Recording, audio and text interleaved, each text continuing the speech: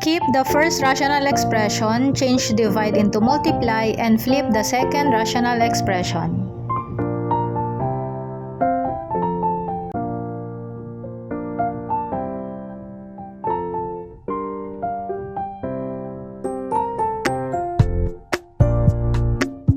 Factor the parts that are factorable.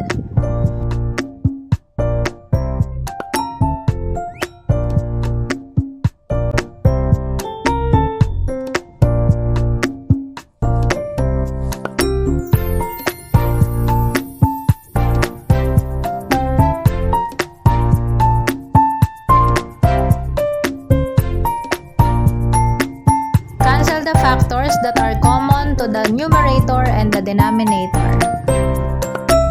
Take all that are left in the numerator and the denominator.